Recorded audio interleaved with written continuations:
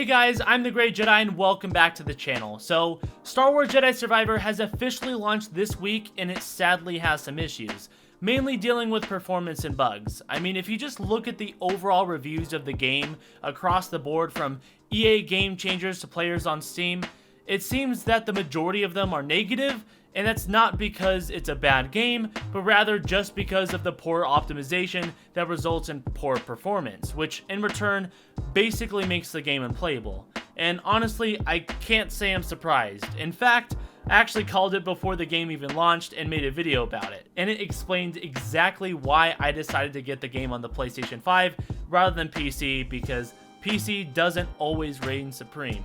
I know this from experience. And if you guys want to see that video, the links are in the description. Now, most of these performance issues are happening on PC, but it's still not limited to that. There are still several people that are experiencing performance issues on the new consoles that include both Xbox and PlayStation, which really goes to show that it shouldn't have been released in the state that it's in, because now, as a result, it's just another one of those non-successful launches in comparison to what it could have been. And I'm not just talking about the PCs that can't handle the game in general either. There are lots of people that have the best specs on the market with a super high-end GPU and CPU with massive beefy setups who still can't play it without performance problems. And I do understand that everyone's experience will vary, but the fact that it's happening to most of the people from what it appears, and even if it's not the majority, which it seems like it is, but even if it's not, the fact that it's happening to this many people is just not acceptable. And the developers can't say that they didn't know either, because they absolutely did, because when they flew out the Game Changers to test out their game, the Game Changers told them about it and even made content about it explaining those issues. And those were on EA's computers built for the game. So if it's not working on their computers, I'm not really sure what they were thinking of releasing the game like that, especially when they said that you only need these specs to play the game on PC, and these being the recommended settings. And it doesn't even work right when having better specs than that. And it's like I said, there's no way EA didn't know about that, even if the EA Game Changers played on an earlier build. I mean, come on. From the information I was able to gather, I was even able to predict it, and I have no inside connection. But anyways, with all those issues at launch, EA has acknowledged them and said this: "We are aware that Star Wars Jedi Survivor isn't performing to our standards for a percentage of our PC players, in particular, those with high-end machines or certain specific configurations. For example, players using cutting-edge, multi-threaded chipsets designed for Windows 11 were encountering problems on Windows 10, or high-end GPUs coupled with lower-performing CPUs also saw unexpected frame loss. Rest assured, we are working to address these cases quickly. While there is no single comprehensive solution for PC performance, the team has been working on fixes we believe will improve performance across a spectrum of configurations. We are committed to fixing these issues as soon as possible, but each patch requires significant testing to ensure we don't introduce new problems. Thanks for understanding, and apologies to any of our players experiencing these issues. We will continue to monitor performance across all platforms and share update timing as soon as it's available." The Star Wars Jedi team.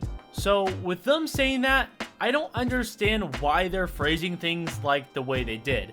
It just sounds absolutely ridiculous to me. Like, for example, they're acting like the problems are coming from our PCs rather than their performance end. Like, they mention these people as having lower performing CPUs or these Windows problems. Like, no, there are people with high-end CPUs and it's still failing. Even with people turning the graphics all the way down, so it's not like they're running it with full max settings either.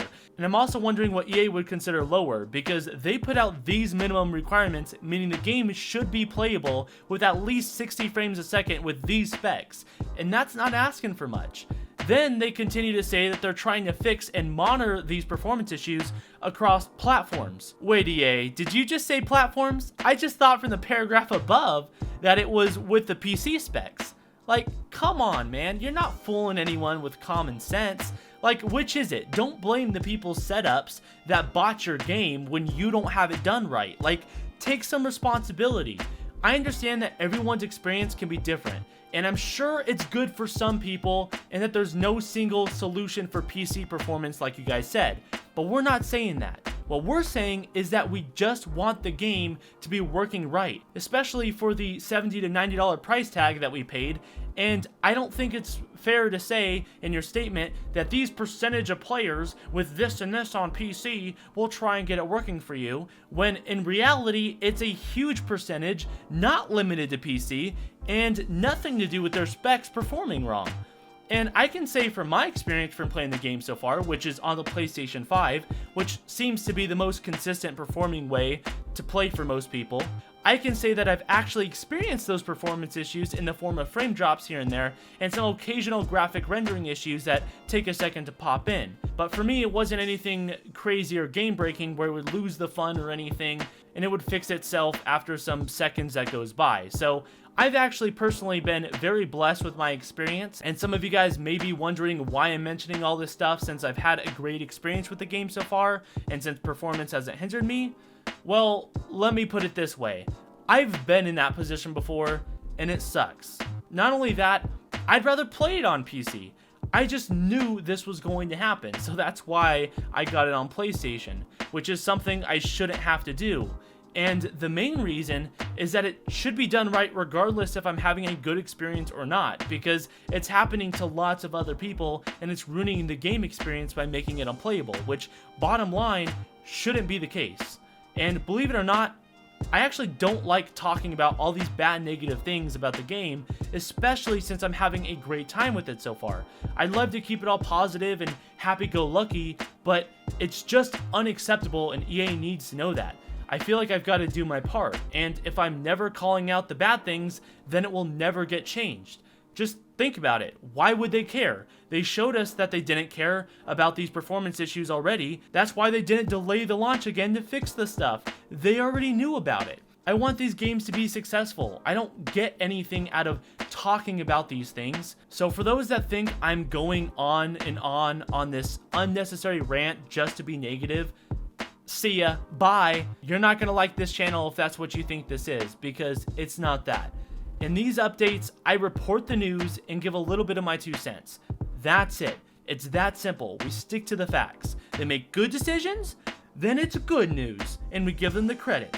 They make bad decisions, then it's bad news, and we call them out on it in a respectful way so that they can fix it. I know, right? Mind-blowing. It's crazy. But anyways, we got a little off topic there, so let's get back to the news. And let me just say for the record, okay? I am glad they are trying to fix these issues as soon as possible, and I understand that it can take some time because they have to test things out, so it doesn't bring more issues into the game. I completely understand, and I'm overall happy that they're at least communicating with us and trying to fix these issues, because that means they're at least moving in the right direction, which is all we can ask for at this point. Which then leads us to the new update that they released, so let's get right into the patch notes. So for the patch notes, for the PC patch, we just have some basic performance improvements for non-ray trace rendering, okay? And the rest is pretty much for PlayStation 5 and the Xbox Series X and S. So with the consoles, we have multiple crashes fixed across PlayStation and Xbox Series X and S and various areas of the game. They fixed some crashes that were tied to skipping cinematics. They fixed some performance improvements across the PlayStation 5 and Xbox. They also fixed an issue with dynamic cloth inside the Mantis. They fixed various rendering issues. They fixed an issue with registered Nico colors not saving. They fixed an issue with registered Nico disappearing from the Sable. They fixed an issue with cinematic dialogue overlapping, various collision issues, an issue with enemy AI remaining in a T-pose during the photo mode, a freeze that occasionally occurred while talking to Doma, a bug where the BD oil VFX did not properly render, and an issue where players were getting stuck inside the chamber of duality if you didn't save after leaving the chamber and die. So overall, it seems to be a good patch with some fixes, but after playing the game some more, even after the patch, I still noticed performance issues here and there dealing with lost frames and still got some game crashes, but EA did make it very clear that this patch is not trying to fix everything, but rather this is what they can fix at this time, and they also confirmed that they are still hard at work on future patches that will further improve performance and fix bugs across all platforms, which is absolutely great to hear. So for all those wanting to be caught up on all things Star Wars Jedi Survivor, including these upcoming patches or just Star Wars in general, please consider subscribing and liking this video, only if you enjoyed, of course. It's completely free, and you can unsub at any time if you don't like the future content. And if you didn't like this video, that's cool too. Feel free to give the video a dislike, and please leave any constructive criticism in the comments for me on how to make this content better. I hope you all have a great rest of your day, and may the Force be with you always. No.